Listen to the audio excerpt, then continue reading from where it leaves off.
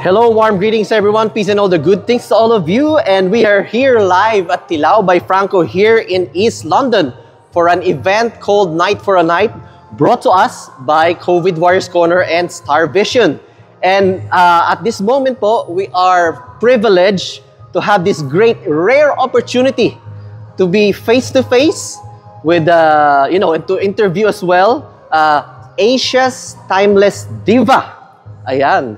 And ladies and gentlemen, it's all welcome. Give a warm welcome here in London, the one and only, the icon, Tita Dulce. Ayan po. Hi, Germs! And hello everybody! Kumusta kayo mga kababayan ko dito sa London? At maraming salamat sa opportunity na ito na magkaroon ako ng ganitong pagkakataon na mabati kayo. Ayan. And kamusta naman po? How is it yung mga Filipino po dito na meet nyo dito sa London? How is it po here in London? So far talagang everyone is talagang very warm and very welcoming at masaya akong nararamdaman yung natutuwa sila at naririnig nila uli yung mga awit na siguro nung umalis sila sa bansa natin ay yun yung mga kinalakihan nilang mga tugtog kasi alam nyo na medyo 5 dekada na rin naman ako sa singing industry, sa music industries, in the recording. Kaya na-appreciate ko that every time I sing, they get to sing along with the songs that I am singing in the shows. Kaya lahat masaya, mabait, and so far we've had a very successful shows and really ibang klase. Sobra yung natutuwa kami na ito yung nagaganap ngayon dito sa pag-ikot namin dito sa bansa, sa England. Wow, amazing. And talking about, you mentioned that you've been like 5 decades na in the as a singer-performer in the industry. So as the Asia's Timeless Diva, what do you think po is the secret of your longevity in the industry? Wow.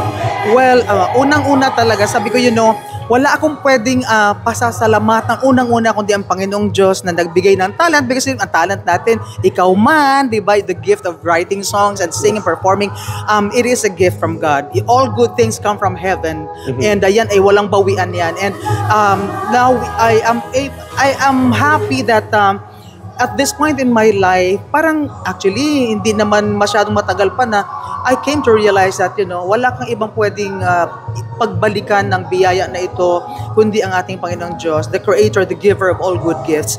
And I'm happy that the Lord has sustained me this long. 52 years is amazing, yes. Is a wonderful long time in the industry. And nakita ko rin yung purpose. Parang sabi ko, why am I still here? Why am I...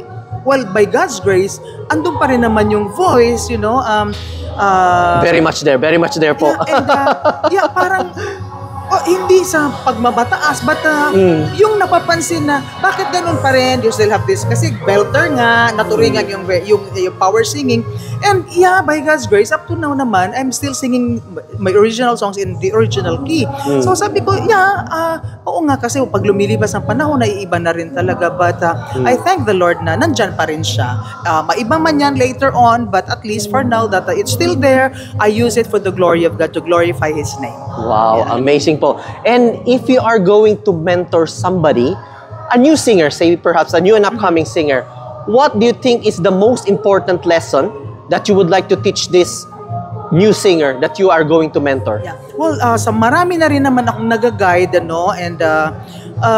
unang-una kasi, you have to acknowledge what you have. You have to understand na meron ka nitong gift and you have to appreciate it. Kasi madalas parang, wala lang, hindi, parang akala ko saan lang galing. Hindi lahat ng tao meron yan, di ba? Yeah. Oo, ako, ang maliit pa ko, akala ko lahat ng tao kumakanta. So I thought, kailangan kong lumaban, kailangan kong gawan ng paraan, kailangan mas magaling ako, ganun.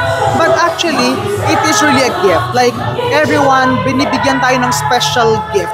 And I always remind them to acknowledge saan galing ang talent na iyan and to stay true to them, meaning maging sincero ka, maging totoo ka sa ginagawa mo, wag mong ipilit yung hindi pwede. Kumbaga, what you have, you start from what you have. Oo, hindi yung parang kailangan maging katulad ko ni ganon, ni ganyan, hindi ganon yun, because it everybody, each person, each talent is unique. So, hindi ibig sabihin kailangan kasi sumikat sa ganun yung susundin. No. Oo. Original. You were created original. You have your own path. You have your own timing, Ginawa everything, ng Diyos own chapter. yan. At hindi nagkamali ang Diyos na binigyan ka ng ganung talent. So, yun lang din ang path na nasundan ko talaga na, I just have to, kahit na nung una medyo, parang sabi ko, bakit parang nilalait yung boses ko kasi boses lindol daw ako, hindi ako tinatanggap pag nag-audition ako sa group, sa mga choirs.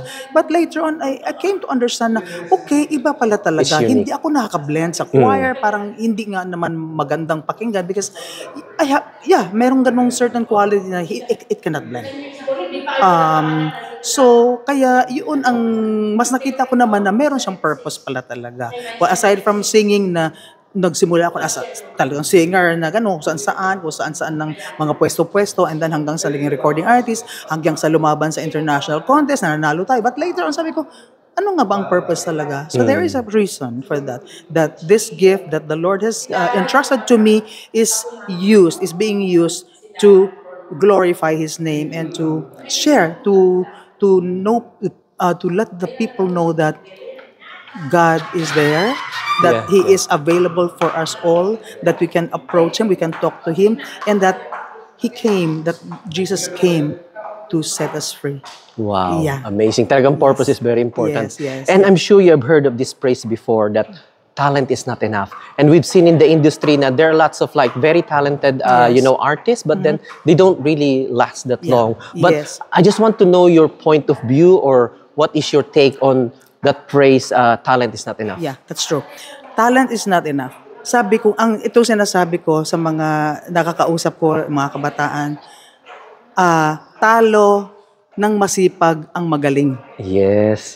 Kasi kung nandyan nga ang talent, pero tamad ka naman at ayaw mo siyang pagyamanin or mayabang ka naman at akala mo ikaw na magaling sa lahat, walang kwenta yon. Kaya I know when I was just starting, kasi sa probinsya, wala kaming kuryente, walang radio, walang TV, lahat. So parang ang natututunan ko lang is from kung sino man yung merong amateur singing contest sa Ibayo, naririnig ko yung trompa nung araw, kasi alam mo yung parang bell sa puno ng nyog. And then, what I hear from them, kunyari, mali yung letra, yun din ang nagagaya ko, di ba? And then until later on, merong mga yung concerned na nakikinig at nakita siguro nilang potential, they teach me na, no, ganito yung word na yan. And masipag ako sa ganon. Like, gumagawa ako ng paraan para matutunan ko, and sabi, hindi ako marunong sa ganito. Ginagawa ko ng paraan. Sabi ko, I really believe that everything can be learned. Exactly, Yeah. Wow. So, yun. Yung sinasabi ko, meron kang ganyan. Yung sinasabi, magaling ka, praise God, thank you. But, hindi rin ako ganito noong nagsisimula ako. So, anong meron ka, pagyamanin mo. Lagi ko pinapaalala, talo ng masipag ang magaling. Wow, amazing. And final question po. Well, napakaganda po ng interview natin yan. Final question po. You've been around for, as what you said, 5 decades, 70s, 80s, 90s, and then up to present. If there is something that you would like to see change in the music industry, ano po iyon? Change in the music industry. Well, actually, we have to appreciate what we have. Kasi every era, every decade, every panahon, may kanya-kanyang panahon, diba? Yes. So, in every season, kunyari, even before we came in, diba? We have the classics, the kundiman. We have to preserve that. We have to honor that. And later on, syempre, habang nagkakaroon ng mga modern style of writing songs, sa music industry, we honor that because every season meron talagang bago, merong lumalabas. And para sa akin naman kasi talaga, kasi 'di ba when you write songs, it is what yung damdamin mo. Exactly. Like when I was listening to you earlier, I was so amazed kasi sabi ko, grabe yung the 3 songs that I heard from you were so full of meaning. Oh, thank you. Yeah, even the first song na sabi ko, masaya siya na, para sabi, ang hirap nung kasi para kang, hindi ko malaman kung nagra-rap ka kasi ang bilis.